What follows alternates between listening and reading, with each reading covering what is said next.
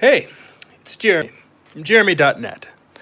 So, I am working on the last page of Morningstar issue 7.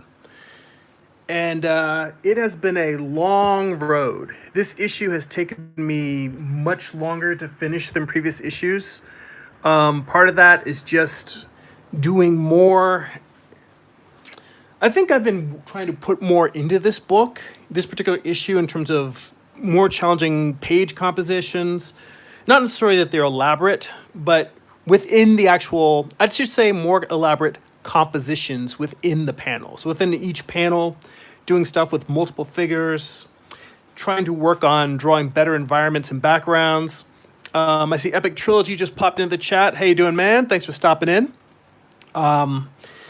Yeah, so I've been trying to work on making the environments better, and I still feel like I have a lot of work to do with that, but I've been doing more challenging compositions, panels that have like many group shots per page, and trying to have all of that work within the panel itself, as well as have the actual issue come out well.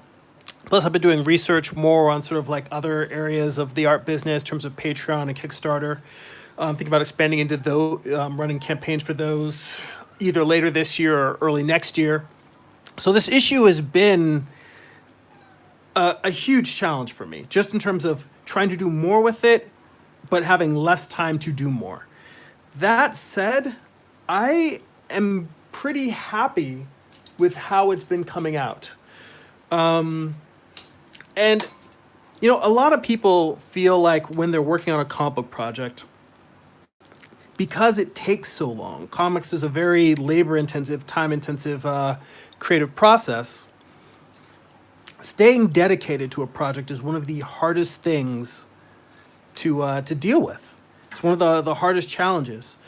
But for me, it's always been about trying to turn what seems like a challenge into either a pleasure, like it's a fun thing, or an inspiration.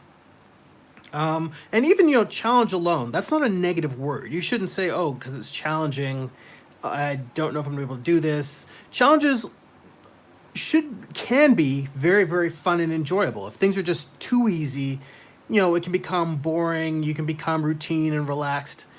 But for me, the idea of pushing myself harder than I have in the past in terms of trying to make this issue better, trying to make my individual figure work better, trying to make the story live up to the amount of work I'm putting into it. These are all very challenging things, but I'm enjoying that process. Like sometimes I've had people say that I seem like I'm really not just dedicated, but that I'm always working and I've got a strong work ethic. And I really feel like I've got a minimal work ethic, because I know there's comic creators, not minimal work ethic, but there are many comic creators who are putting out far more work than I have whilst also maintaining a full-time job. So comics isn't my full-time job, but even within that, even though I try to work on my comic every day, there's, usually I'm only getting like an hour in, maybe 2 hours. There's comic creators out there that go work a full-time job, then they're putting in 3, 4, 5 hours a day outside of the comics work. And that's real dedication. For me, I feel like I'm doing the best with the time that I have, but at the same time, I'm also trying to, I guess, maintain a healthy day-to-day routine, trying to spend time with my wife, play with our cats, occasionally hang out with friends, although they'd say that's not nearly often enough, because I do tend to disappear for months at a time. I'm getting a decent amount of sleep, which I still struggle to getting enough exercise, which I still don't feel like I get enough, but I think that there was a period where I was just spending all my time doing artwork and I wasn't being as healthy as I should be. And now I'm getting closer to a little bit more balance, but the price for that is that I'm not getting as much productivity done in comics as I'd like. So, but the point, I'm really just sort of rambling a bit. What I'm really trying to get at is that the actual act of sitting down every day and making comics, the times when I'm drawing are probably the most relaxed enjoyable times of any given day. That's what I really enjoy. So when I'm doing this, it's not so much that I'm creating, that I'm super dedicated, as is this for me is it's work, but it's also kind of my playtime. It's the time when I can really just sort of sit back, relax, let my mind go to the place where it really likes being, which is in a creative space. So that I think is the real key to staying dedicated to a long project. And mind you, 8 issues is not very long. It feels long because I'm drawing all of it by myself and I'm doing all the gray tones and the lettering and all of that work. So it feels like a lot, but I mean, if 8 issues feels like it's a lot, but or a long project, but it's really not. I mean, when you think about the fact that like, monthly books coming out, 12 issues a year, some books double shipping, it's not a lot of issues, but it feels like a long project to me. See, I see LibNY saying I'm live stream. Yep, we are live right now. I'm at the drawing board working on my comic. Thanks for stopping in.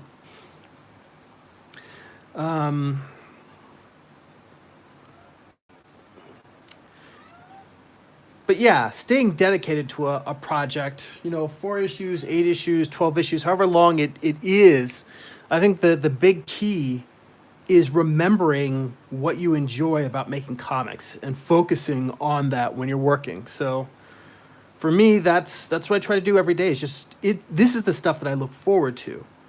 And most days when I complain about not having enough time to do the things I want, this is the thing that I'm complaining about not having time to do. It's just sitting here, drawing figures, telling stories. That's what I look forward to.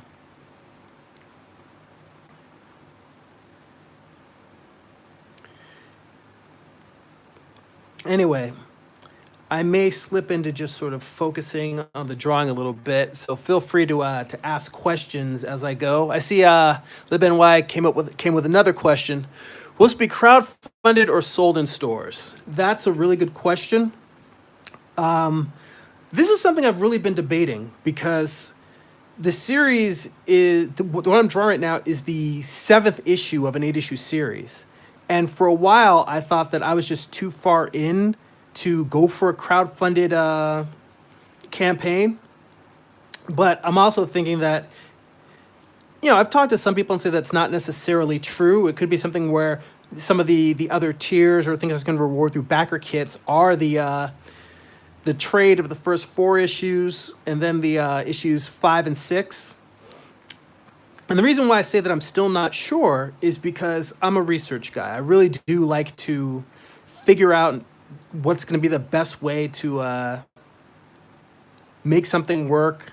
And I know that people do sometimes have a few failed campaigns before they really learn how to run something on Kickstarter and deliver value to readers on the platform. But I want to have time to study the platform a little bit.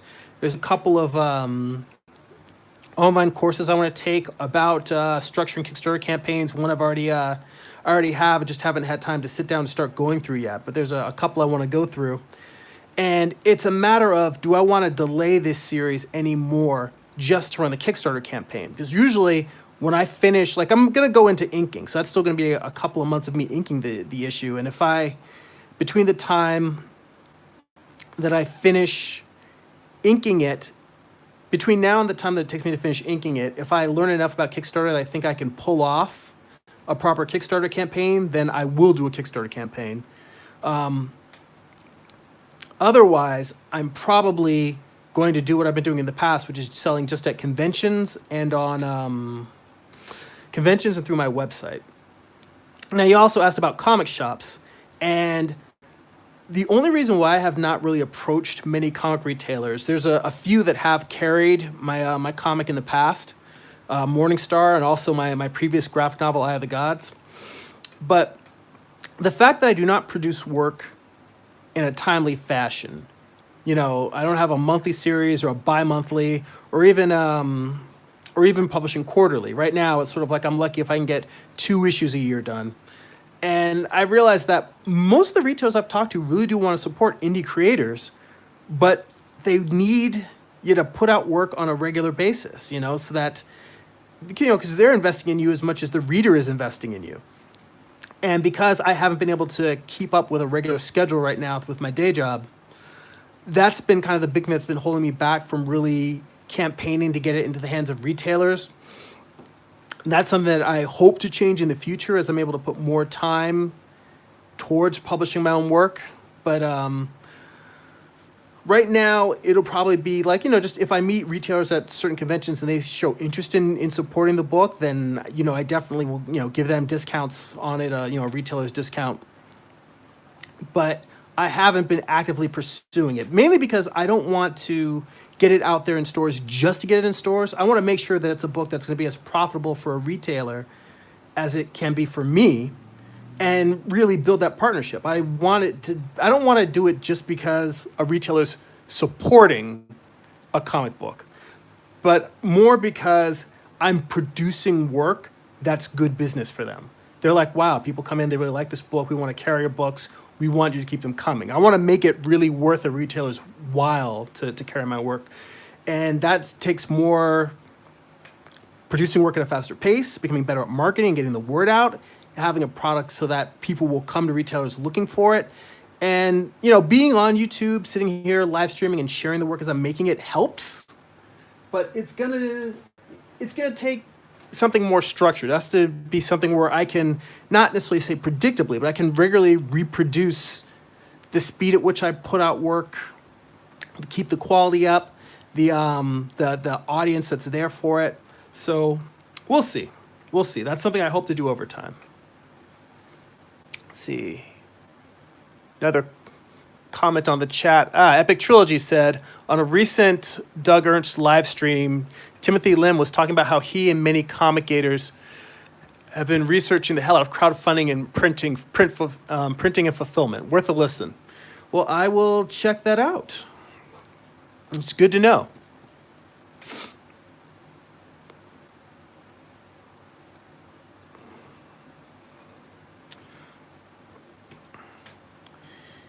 Yeah, this particular page, I realize I'm drawing and erasing a lot. To give you an idea of what I'm drawing here, here's my thumbnails off to the side. So I have a panel where this is the last page. And for those who are new to my channel, the comic I'm doing is it's Lucifer's Fall from Heaven, told as a Western, and it's called Morning Star. So this particular page is sort of like a horde of demons are sort of like leaping out that have all been sort of birthed. They're sort of like these angel demon hybrids that, Lucifer sort of made a pact with these group of demons that live at the outskirts of heaven. And now they're, it's kind of towards the end of the series. So they're actually going in to kind of charge and attack heaven. So I've got this page where it's kind of a weird scribbled mess. But it's going to be like a mass of demons and monsters and angels sort of all flying out towards the viewer. And then within these details, there's some inset images. There's a bunch of like angel demon hybrid creatures that have just been born. I've got like another sheet of them. They're kind of like infants, like they kind of break out of an amniotic sac and they're kind of growing and they kind of mutate from like infant to toddler to like a tween all at once. And then they're kind of like all, they kind of basically super rapidly grow into full-size monsters, and now they're kind of off on this attack.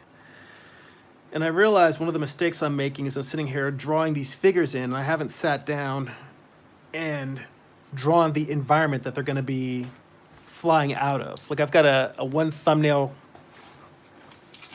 up here that's just a little indicator of what I want the background to be without the figures. That's something that I've been trying to do whenever I'm doing a splash page or any scene that's got a lot of just in general. I've been trying to keep a sense of what is the environment that these figures are in. So it's not just drawing a cool figure or a cool action pose, but trying to make it feel more environmental. Like the figures are existing within an actual space. It's not just a figure floating in space. There's depth to it. At least these are the things I'm trying to convey.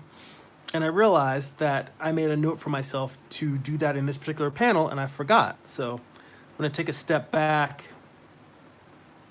and just draw sort of the background in for this this particular panel.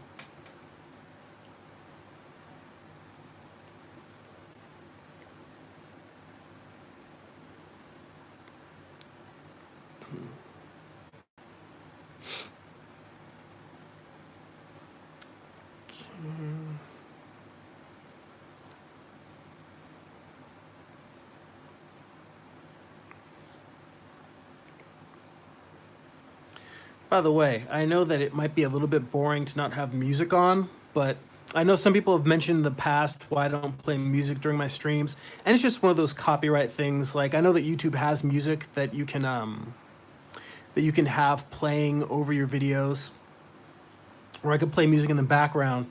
But I just figure, for the most part, if you're hanging around watching this, like some people have told me that they're watching videos while they're at their drawing table, doing comics at home.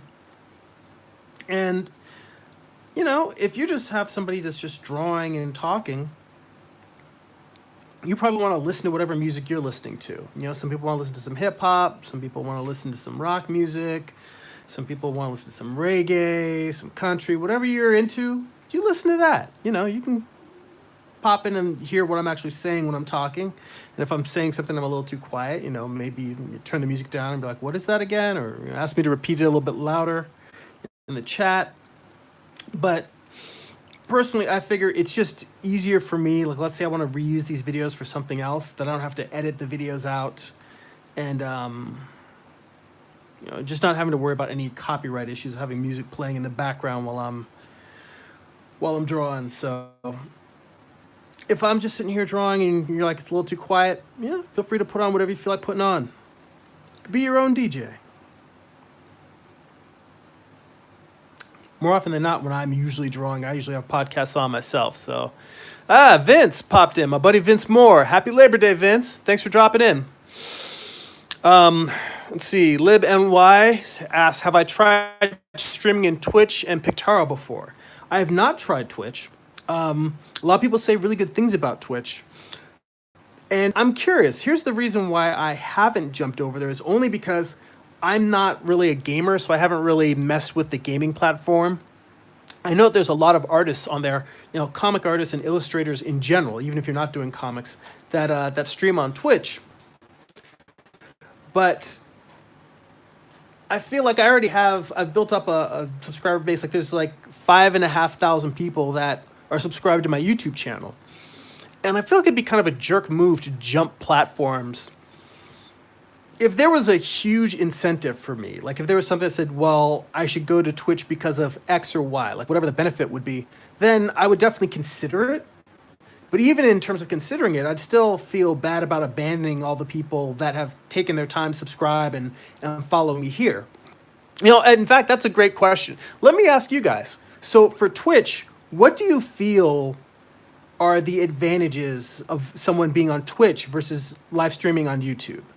Because that's the thing. I've had a lot of people mention it to me, but they mention it to me because they're people who watch stuff on both platforms. And I'm curious what you feel is the advantage of being on Twitch over YouTube. So if anybody does watch stuff on Twitch or has their own Twitch channel, you know, tell me about it. What are the things that you think are better on Twitch than on the YouTube live stream platform?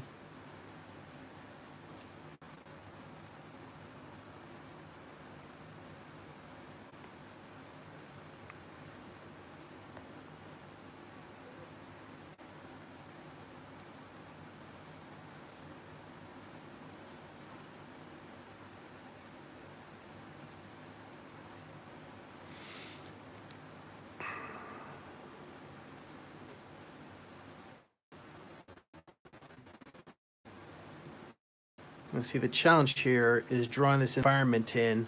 I don't want to draw too much stuff in the panels that are going to be filled by I call them inset panels. You know, just because the overall page is one large background. Basically it's a splash page with with 4 small panels dropped on top of it.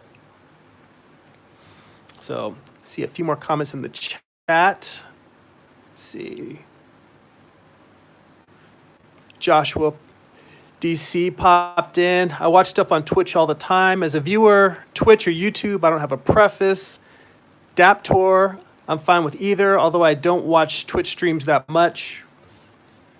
I think that if I played more games, I would probably be more plugged in to the Twitch community. I used to be a gamer when I was like in high school and college, but when I was working on my first graphic novel, I took a break because the going was slow and I needed to put more time to it. And I told myself, this will tell you how. I said, when I finish my first graphic novel, then I can go back and I could finish playing Final Fantasy VIII. So that's how long ago that was. And I ended up I realized once I finished the graphic novel, which I didn't publish until 2009, I realized that gaming just was too distracting for me. I really enjoyed it, but I would not get anywhere near as much artwork done as I needed. So after that, I sort of just, other than like the occasional like iPad or iPhone game, like I started playing Rick and Morty's Pocket Morty's game, which is just Pokemon with Rick and Morty. But it's because I love the show and it's just the weird humor of the show. But yeah, I don't really play games that much anymore. And oddly enough, unfortunately, I'm one of those few people who gets motion sickness from first-person shooters. So because of that as well, I think those are the main two reasons. It's just the time it takes I don't want to take time away from making comics. And then, everyone wants to be not just while playing a game. Let's see, checking the LibNY. I'm fine with this is back continuing the Twitch YouTube thing. I'm fine with either, although I think Pictaro might be better for building an audience. This is an art streaming site. Well, you know what? Oh, PicArto. That's what it's called, PicArto. Makes sense now. You said art streaming site. Also, multi-streaming is a neat way to network up with other artists on the platform. I have never tried multi-streaming. That's an interesting idea. I'd have to see if I can find a way to do it. And I assume you mean multi-streaming. You just mean your feed is running on multiple platforms at the same time. So like maybe you're running on Twitch, you're running on live stream, you're running on YouTube, like kind of all at the same time. That I would have to. I'm sure it's probably not that hard to set up because I've got what is it? OBS. The streaming that streaming app that sort of helps you, runs your I can't remember what it's called, but the thing that allows you to actually run it on your computer. I can probably plug in on and use that. I've been using my phone to do my live streams lately, simply because I like the simplicity of it. Just turn on the phone and put it in my little camera holder and just go right at it. And I can probably find a way to get my webcam. I've tried having my webcam in the little camera holder that I have. It doesn't sit in there as well as I'd like, but I figure if I was streaming on multiple platforms, I'd have to figure it out. So yeah, something to keep in mind. It's a good suggestion. Thank you.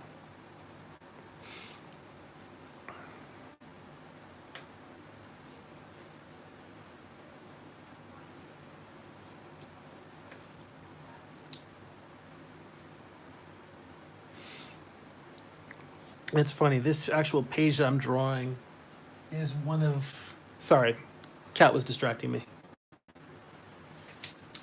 Seems like whenever I'm drawing, the cats want to play.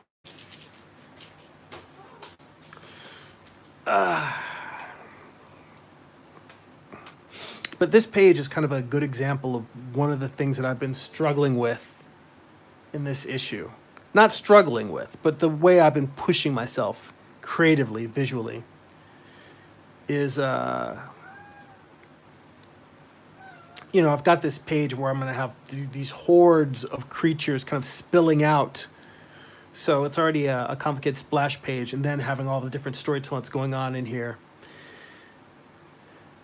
But you know what? I feel like the more I do crowd scenes, the better I'm going to get at it, and eventually it's not going to be a challenge. So that's one of the reasons why I do a lot of these things. Like, I didn't start drawing a Western comic because I was good at horses. I thought to myself, oh, I'm not that great at drawing horses. Working on this Western will be something that will help me get better at it. So I try to look at each project I'm working on as a chance to work on my weaknesses. And I'm curious, for most of the people that are here in the chat right now, how many people are aspiring comic creators, or actually genuinely you're already making your own comics, versus people that are fans of art in general or fans of comics? Like, how many of you are actually looking at the creative process like, oh, I'm making stuff too? Because that's one of the things I wonder, is how many people are just, I guess the question is fans versus active creators. Because I'm curious if people who are just fans of the comic medium would be interested in hearing about different things than creators are interested in. Because I know for myself, I like hearing about the creative process. I like watching the choices that other artists make and hearing why they made the choices they made. I'm very much into process. I like looking at artists' sketchbooks and their loose sketch work. But I am curious to hear what people that are fans of art are into. Let's see. So far we got some answers. Sean commented that he's working on stuff as is a fan of art and love watching the creative process, and I'm glad you showed up. And Vince, you know me, I'm always curious about other folks' processes. It's because you're the scientist, Vince. You're getting in there and dissecting the comics process. Yeah, you know what? I feel like it's better than watching TV too. My wife likes watching a lot of different shows, and I do watch TV with her because that's kind of like how we sort of bond and relax together when we're not out and about having dinner or doing other coupley stuff.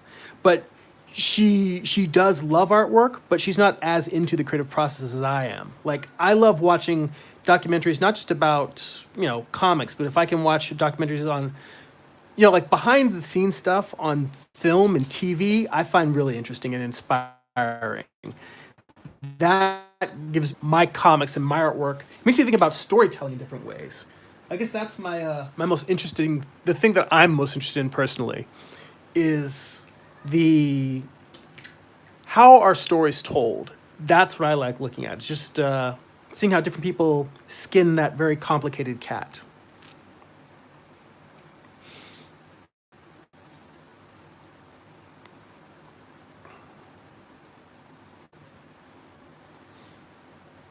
What's funny is I tend to jump around a lot.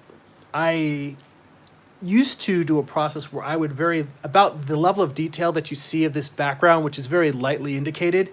I would do that for the entire page, and then I would go in and start working in a more detailed figure like I'm doing here. Lately, I don't know what it is. I think maybe it's just because it's such a long project, maybe it's exhaustion, what have you. But I find that trying to stay too focused on that process, I was getting a little bit drained, and I would just sort of be scribbling in these panels instead of really working out what this figure is supposed to be or to be. So I've been slowly switching back to just, once I get the environment kind of blocked in, just picking one figure or whatever the most important thing is, and then slowly working my way out from it. And it's odd that I continue to go back and forth because my mind logically tells me that what I should do is pick one process and stick with it. But that's the thing, not one process. Like, through the course of any given issue, I'll slowly tweak the way that I build my pages. Because that's really what I feel like. It's like I'm slowly putting in the building blocks in terms of the figures, the composition of the page, the expressions, all these things, like going from simple figure work to anatomy to expression. I kind of, slowly move my way through it. Now Vince pops in, Vince Morse said, have you doing pages out of sequence? Todd McFarlane talked about that, doing that when he was also drawing his solo Spider-Man book. No, I haven't really played with it, but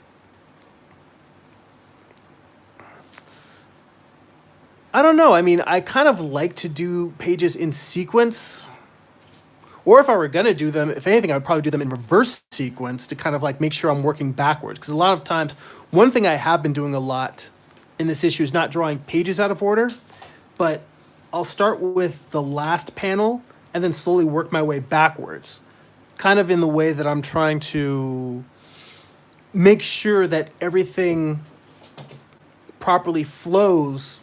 If I know that if I draw whatever the last panel is first, I just make sure that this panel connects visually to that one and then visually connects to that one. Because sometimes you'll start at the beginning panel and then draw the next action, but then you realize there's a disconnect along the way because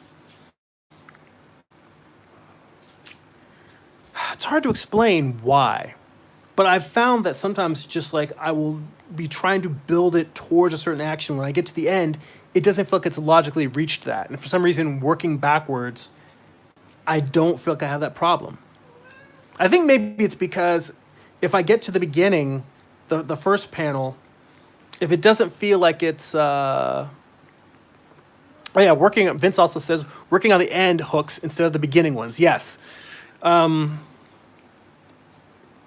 There's something about where if I get to whatever the first panel is, it may not be exactly what I imagined the first panel being, but I can usually just say, all right, well, I think it's because of the closure you get. When I say closure, the whole the space between the panels, that closure that you get between going from one page to the next, that little passage of time, is that if they don't sync up perfectly, that's fine.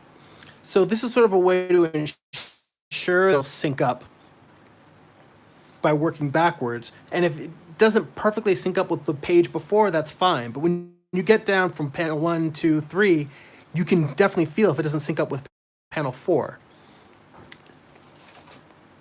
So, yeah, just stuff I'm constantly playing with and tweaking and testing.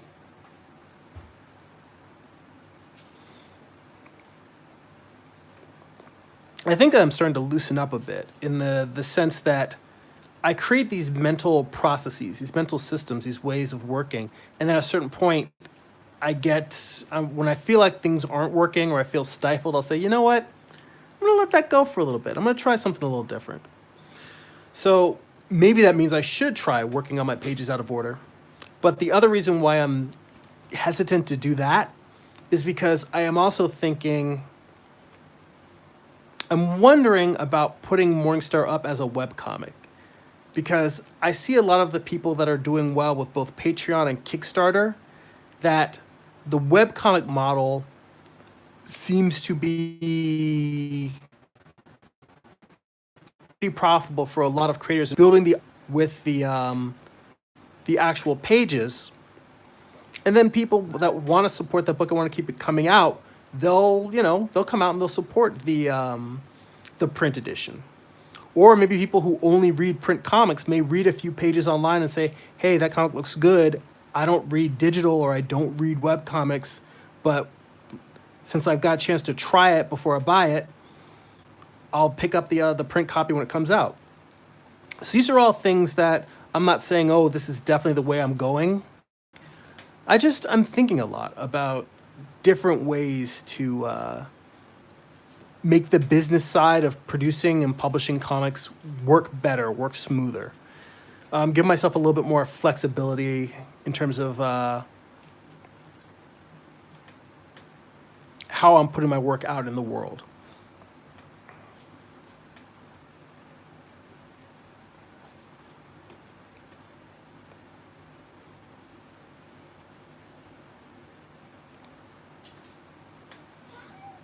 I don't know if you guys can hear my cat Kachu underneath my chair with a tiny rattling mouse toy that she keeps bringing underneath my chair and saying, throw that, come play with me. Which is different from our other cat, Khaleesi, who just comes in and just meows and tries to crawl on the table. She will literally try to climb up on my lap and then climb up to the drawing table just to sort of be up in the mix. That's how she rolls. My wife and I joke that she's my art director.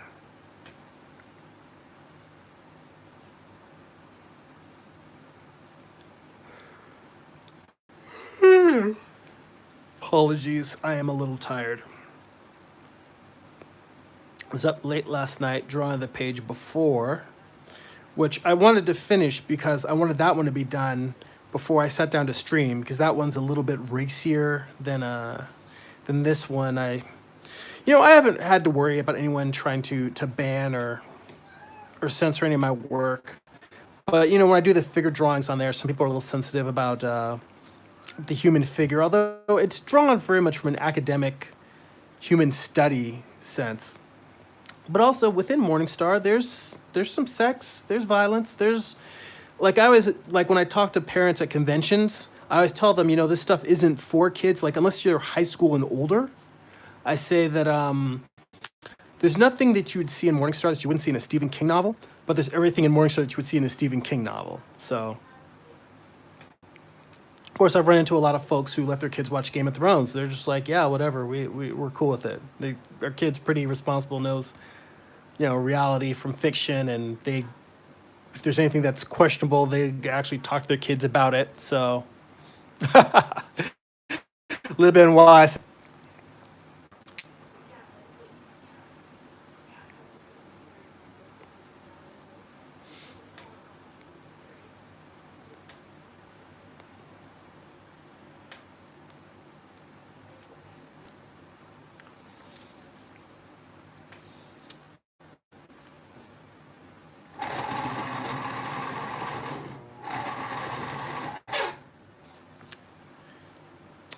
I should probably start filling in more of these creatures in the background.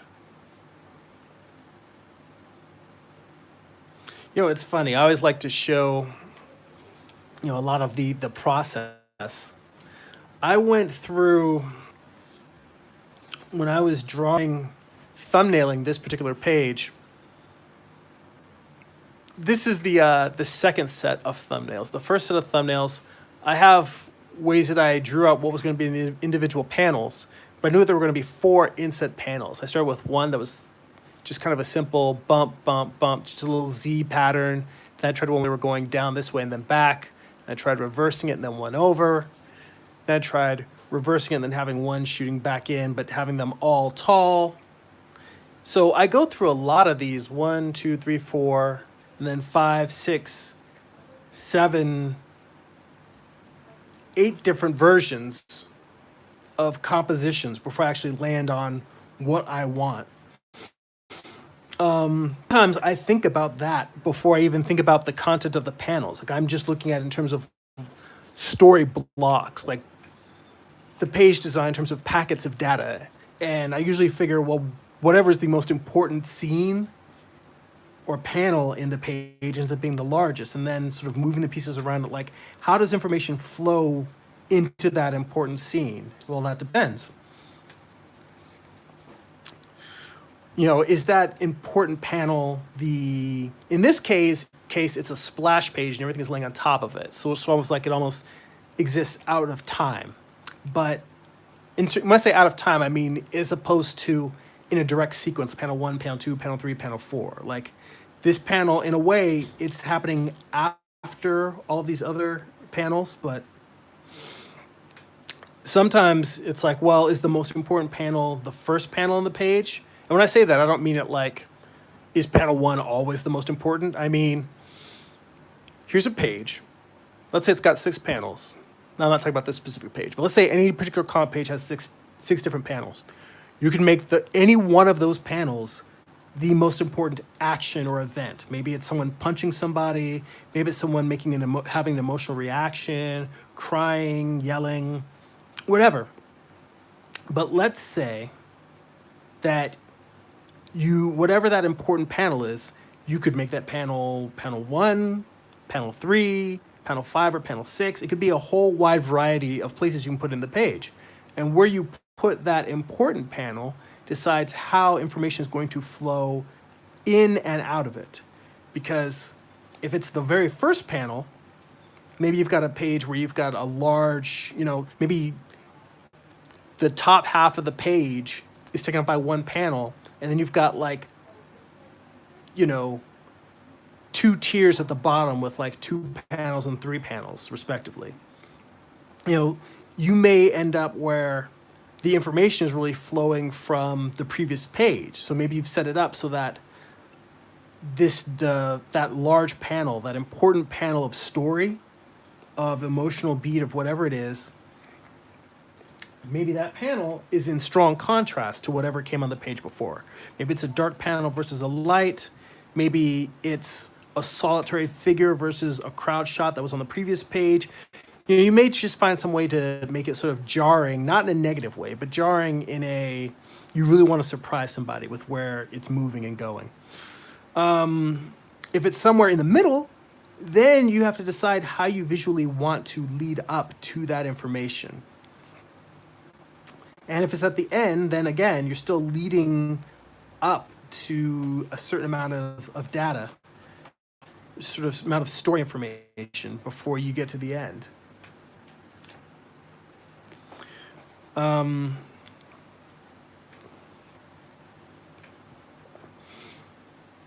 So yeah, all those things are things that I'm usually constantly thinking about and playing with when I'm doing my thumbnails. Just how I'm moving the information around the page and through the issue.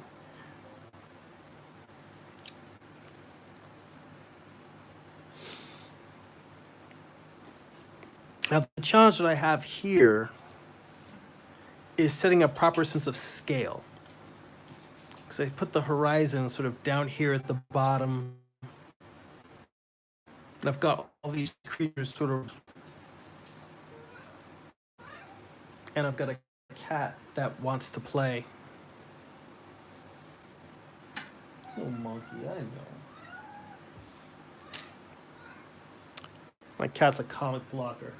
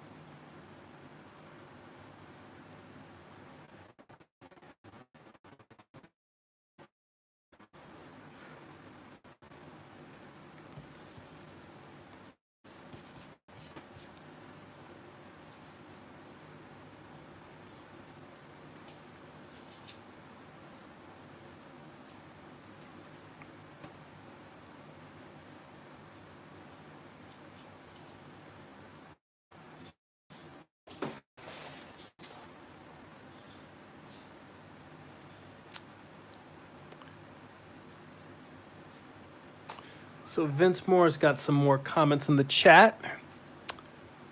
He said, so your largest panel should be the crisis moment, borrowing from Sean Coyne, which if you guys haven't checked out the story grid, you should definitely check that out. The earlier panels being the inciting and complications, and the end panel being as climax and resolution. It's funny. I thought a lot about story grid. It really informed rewrites that I did on the last 4 issues of Morningstar. And what I really try to think of in terms of story is at the beginning, what's the middle, and what's the end. But the way I look at that is each page unto itself is a story, a middle and an end. I try to treat each tier within the page as a mini story. So let's say you've got a panel or you've got a page with 3 tiers. Within that tier, you can break it up into 9 panel grids, Watchmen style. And you could say, all right, panel, there's a beginning, middle, and end to tier 1, which is, panels 1, 2, and 3. And then a beginning, middle, and end for 4, 5, and 6, 7, 8, and 9. And I have I do frequently, I start out thinking of the page that way. And when I do, that's sort of the starting point for visually structuring the beats that are going to occur. And then I ask myself, are there places where I can combine these portions of story? So maybe there's a beginning, story, there's a book and cast and the story grid. If you go to, I think it's called The Story Grid, GRID. If you go look that up, I don't know if they have all of the articles still there on the website, but before the book was published, the guy is there's a guy named Sean Coyne. He's a book editor, and he's edited many best-selling books, and he started realizing that a lot of writers need to figure out kind of a certain degree of how to edit and structure your story on your own, because these days, if you're looking to get a publishing deal from a publisher, you should, they say that most publishers really want something that's already kind of ready to go. Doesn't mean that they're not going to assign an editor to help you tighten it up and polish it up, but they don't do as much of developmental editing as they used to, where they kind of like work with a writer from scratch. From what I got from their podcast is that developmental editors tend to work more with nonfiction, where you give them a book pitch and then they help you structure the book. But with fiction, it's more just sort of like you kind of have to write the story, and then they'll come back to you and, they'll come back to you with what's not working and what needs to be fixed. But they really don't want something that feels like it's being written from the ground up. They want something that has some solid bones on it already, and they're just trying to get it into publishing shape. And so the point of the story grid was such that he's like, this is how you get your book to that point where, that's what I was thinking. Yeah, Vince popped in and said the earlier articles that make up the book have been trimmed down on the website. Most of the book now. Well, at the time that the blog was coming out, I was reading it like every time there was a new post. And it helped me so much in terms of how I was thinking of story, that when the book came out, I immediately bought a copy just because I'm like, this has full on helped me. I should buy it just because of how much it contributed to me structuring my stories better. But I do remember popping back later on, like months after the book had been out, and I started noticing that there weren't as many of the articles on there. So I think there's still some articles, but like Vince said, a lot of it is just in the book. So it's definitely a book worth checking out. But, also, it's still worth checking out the blog as well, because you can kind of sample and see the type of stuff that he's talking about in terms of structuring stories, inciting its incidents, crisis moments, climaxes. But yeah, I try to look at each panel within, each page within a comic book as its own story. So, see Caroline Metaphor popping into the chat. Bye, hello. Yeah, I try to think of each page as a story unto itself. And that story may be a very simple one, like just, man trips, falls down a manhole. That might be the story of one particular page. But what is the beginning of that? What is he doing the moment before he trips? Do I show him, is the story just the man falling with his head down? Is there a lot of buildup? What is he thinking about before he falls? Maybe the falling is the opening panel of the story, and then the rest of it's about like him falling, being in pain. How much of the pain do I want to show? Do I want to show broken bones? Within each page, I'm trying to work out what are this that I want to convey in that given page. And it's almost like telling a joke. That's another way that I think of it. I think I also got a lot of this from looking at web comics and strip comics. Because when people talk about writing with humor, they want to have their punchline and then get out as soon as possible. But they're really telling mini stories there too. I think that was one of the things I started thinking about, just in terms of the that thing I mentioned earlier about 9-panel grids like Watchmen. How you can have those three panels on a tier, and thinking of those just as a 3-panel strip, gag strip. Except instead, it's a 3-panel drama. Kind of like the Spider-Man comics or Tarzan or Apartment 3G. Maybe something a little bit cooler like Terry and the Pirates. Actually, you know what I really like as a cool action adventure strip? If you guys have never checked out a comic strip called Modesty Blaze, it's a British comic strip. It's about a woman who used to be a criminal, but now works with government and law enforcement to help track down criminals. And it's very much in the tone of, it's kind of like a James Bond, but with a little bit more of underground crime. Well, no, James Bond's a fair amount of crime. It's international crime. Yeah, it's not being a member of MI6, but it's very much like a spy slash crime comic strip. And there's a lot of stuff in there. Like I remember reading one, I think that it was in the arc I was reading was probably something that came out in the 70s, and it was her hunting down or infiltrating a drug cartel. And I was just thinking about the fact that this is a comic strip that's running in the newspapers in the 70s, and just how much more progressive the storytelling was in terms of what they were putting in the British newspapers back then. So I'm like, that would not fly next to Ziggy and Peanuts. Is somebody hunting down a drug cartel, but it was pretty badass. I really liked it.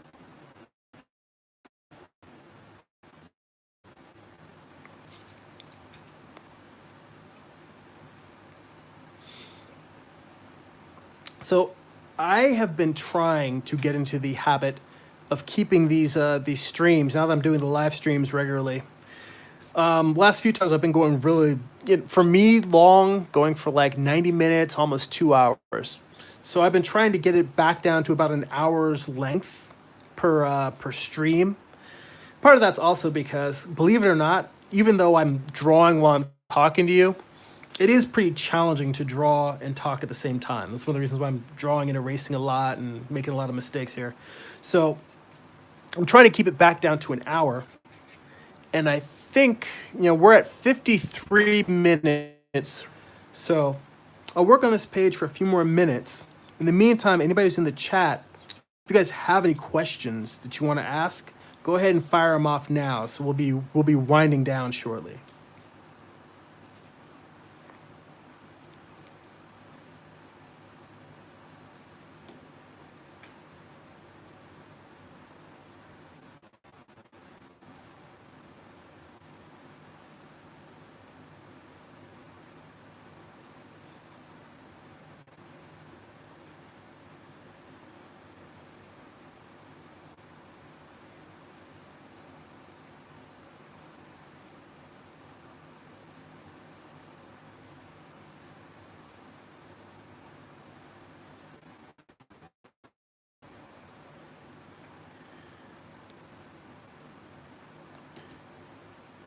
That's one of the things that actually is challenging about drawing while live streaming, is that there's a certain time when I think we all know when we kind of lose ourselves in a drawing.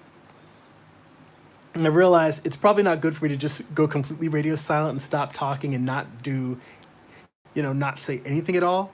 But it's harder for me while I'm drawing to slip into that zone where you're really just completely encased in the drawing. You're just sort of like letting your mind wrap around how the figures are integrating with the composition, or integrating with the environment, or integrating within each different panel. But there's a point, I think, for a lot of people when you're really in the zone where your brain just is putting all the pieces together for you.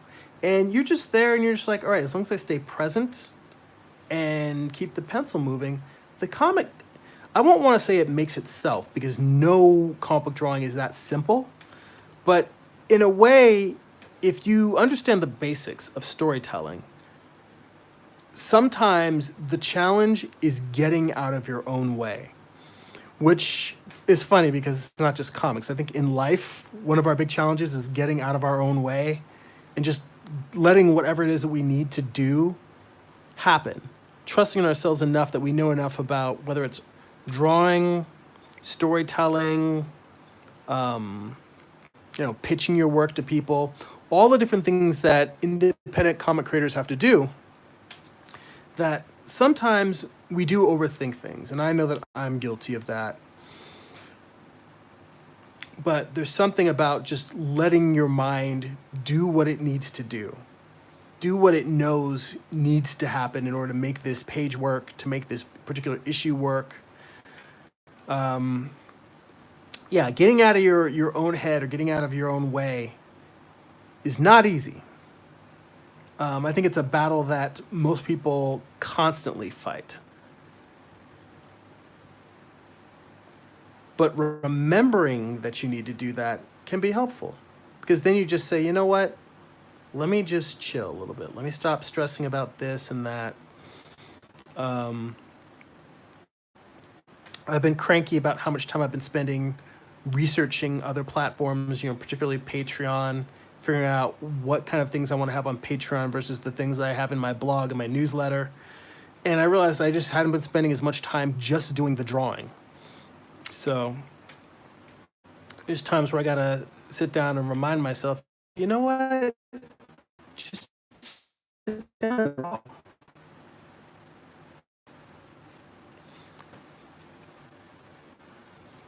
I may end up redrawing this figure up here because this one's going to be Lucifer, kind of like leaping up and leading them off. But I feel like he might need to be higher up, and I need to figure out what scale I want him to be and how I want him to be framed among all these other creatures, all these other figures. That happens get pretty far in with the figure drawing and say, you know what, something's not working here.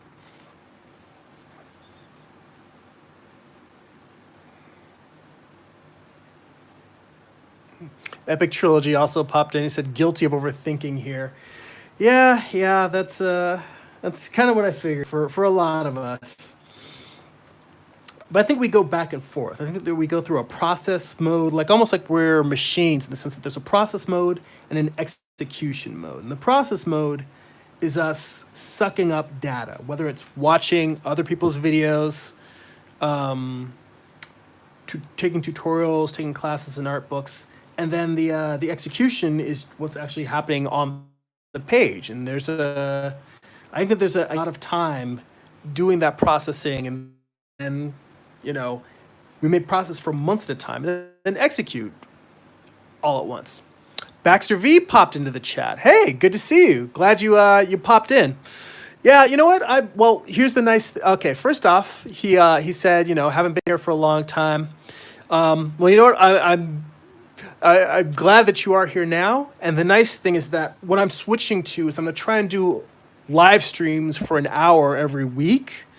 And then the videos that are more tutorial type, I'm going to save those for the Patreon. 'Cause I'm eventually going to start a Patreon. And they'll still be kind of like 5, 10, 15-minute videos. But those will be more focused. And part of it is I'll be able to talk a little bit more eloquently because, as you've seen, I can mumble and ramble a little bit when I'm talking and drawing at the same time. But that said, I'm going to switch to, that's what I'm going to try for going forward for the next few months and see how that goes, see how people like it. But anyway, I'm glad that you're back and you popped in. Your question of how many pages does one issue actually have? Well, I believe, my comic book is 24 pages. 24 pages, black and white, each issue. I believe that Marvel and DC Comics are at 20 pages or 22 pages. For a very long time, they were at 22 pages per issue. And then sometime in the mid-2000s, I think they dropped down to 20. And then at one point, I think they even dropped down to 18. But I think that they're back up to 20 or 22. So I have not stayed up really on top of what is happening with the other. Ah, there we go. Vince again with the information. Vince, you got to be moderator on my chats. You know all the info. And he also, Vince Moore, great comic creator, great comics journalist, intellectual of all things media and pop culture. Vince, do you have a YouTube channel? If you don't, you should start one. Just get out there and expound, drop some knowledge once a week or something. But yeah, so yeah, Marvel and DC, I guess, are back up to 20 pages per issue. So, that's a good solid number. 20 to 24 pages. I feel like because 24 just worked as a nice round number for me, because that way issues into 3 acts of 8 pages each, which is funny because I've started shifting it, and even though it's still 3 acts, now I'm intentionally trying to backload the 3rd act with more pages. But being able to just break, this was a funny thing, and if you pick up the Story Grid book that we talked about earlier,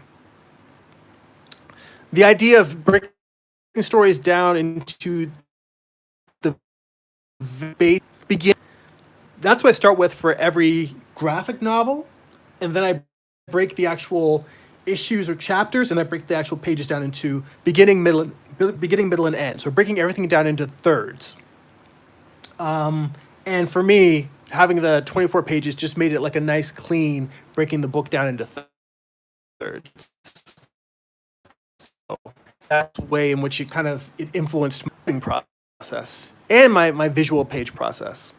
Ion Rocks popped in. Thanks for he said, good show. Thanks so much, man. I appreciate it.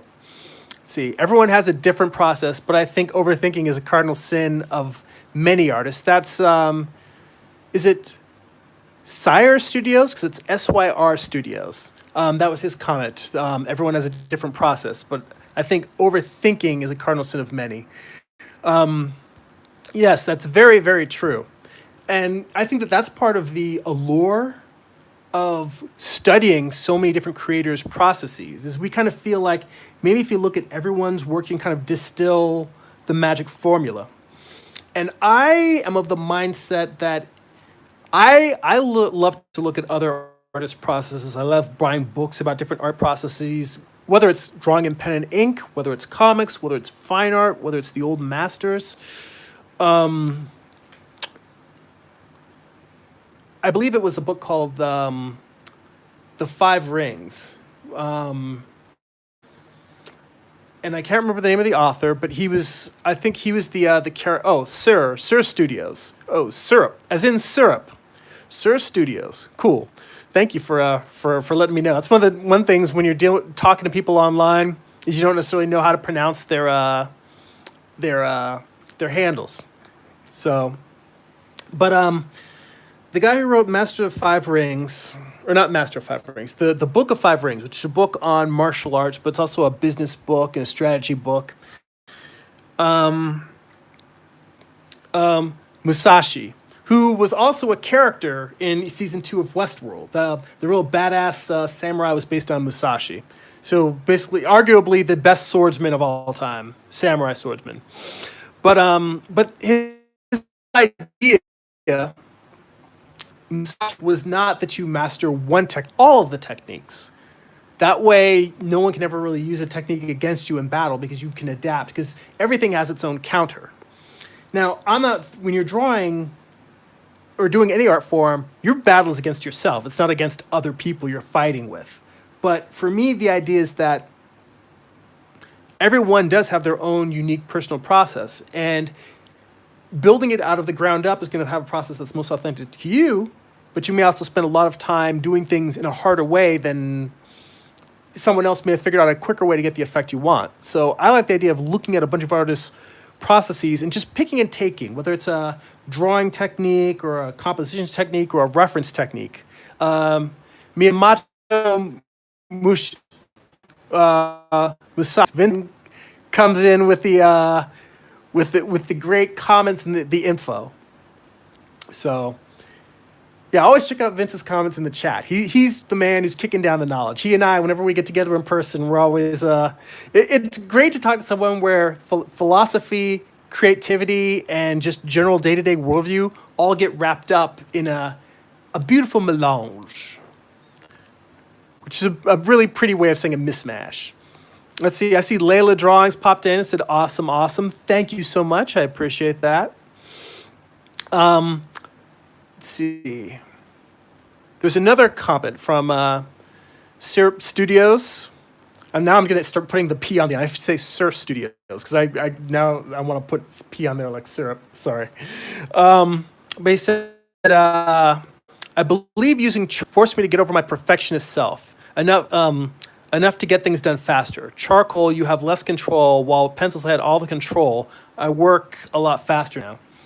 That's very true, and that's one of the things I love about figure drawing, is working in charcoal. And it does force you to, well, you both loosen up, and at the same time, you realize that with the limited control you have, you kind of, at the same time, choose just the right spots, because you can do a lot with a little. Like something that might just look like a blur or a smear, if you put it in the right way, you're like, how can I use this curve of tone, having go from darker tone to lighter tone, to convey forms turning and bending? And you can get really subtle effects without having the same precision control that you have with a graphite pencil. Well, that's really more when you're dealing with big sticks, because I tend to draw with charcoal pencils, so you have a little bit more precision and control. But yeah, there is something to both easing up on the control. And that's something I've realized in the last few pages. I was forcing myself to try and make it too perfect. And I was like, you know what? Let me just draw. Sometimes you got to just sit down and draw. Vince Moore also said, with my new editing client, I used Coin System to break down their first arc, and it's working well so far. So Vince also is not just a comic book creator and writer, but also edits. So if you guys are looking for an editor, hit him up in the chat.